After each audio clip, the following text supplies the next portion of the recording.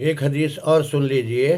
نبی کریم صلی اللہ تعالی علیہ وسلم ارشاد فرماتے ہیں کہ اگر تمہارے سامنے کوئی غلط کام کیا جا رہا ہے، کوئی غلط کام کر رہا ہے اور تم میں اتنی ہمت اور طاقت ہے کہ تم اس شخص کو ہاتھ سے روک سکو اور نہ روکو تو گناہ گار ہو۔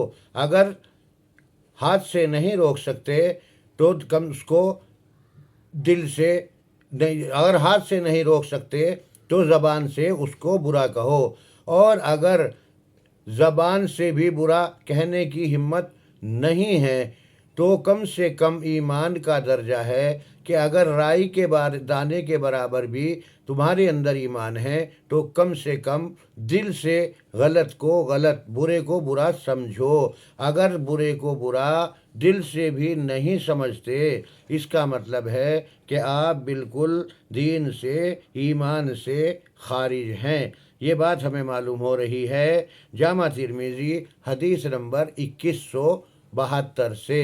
تو ہمارا فرض بنتا ہے کہ ہم لوگوں کو جب تک زندگی ہے اچھائی کا حکم کرتے رہیں اور برائی سے روکتے رہیں۔ یہ کام جب تک کرتے رہیں گے تو دنیا میں خیر اور بھلائی عام ہوگی۔ تو ہمیں یہ چاہیے کہ ہمارے سامنے اگر کوئی غلط کام کر رہا ہے یا کیا ہے تو کوئی بھی ہے کرنے والا، تو اس میں یہ لحاظ نہ کریں کہ کون ہے، میرا بھائی ہے، بیٹا ہے، کون ہے، یا میرا تایا ہے، چچا ہے یا بزرگ ہے۔ ایمان کا تقاضا یہ ہے کہ اپنے زبان سے غلط کو غلط کہا جائے۔ پہلا درجہ تو ایمان کا یہ ہے کہ اللہ نے اگر ہمت دے رکھی ہے تو اس کو ہاتھ سے روکو، نہیں روک سکتے تو زبان سے کہو کہ بھائی یہ غلط ہے، بالکل گناہ کا کام ہے، یہ قرآن حدیث سے ثابت نہیں ہے، یہ من گھڑت باتیں ہیں جو تم لوگوں کو گمراہ کر کے بہکا رہے ہو۔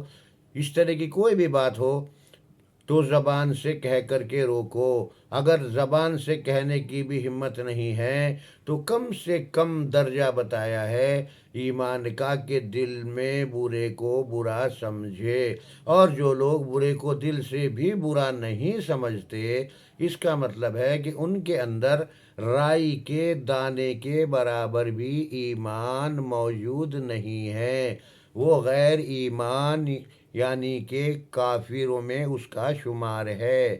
جامع ترمذی حدیث نمبر 2172 سے ہمیں یہ بات معلوم ہو رہی ہے۔ تو ہمیں چاہیے کہ ہم بھلائی کا حکم کرتے رہیں اور برائی سے روکتے رہیں۔ یہ حدیثیں بھی موجود ہیں کہ تمہاری بھلائی کا حکم کرنے سے اگر کوئی ایک شخص بھی برائی چھوڑ کر راہ راست پر آ جائے اور قرآن اور حدیث پر آ جائے، اطیع اللہ و اطیع الرسول پر آ جائے، کتاب اللہ اور سنت رسول اللہ پر آ جائے، من گھڑت باتیں چھوڑ کر کے، تو وہ آپ کے لیے کافی ہے، ذریعہ نجات، صدقہ جاریہ۔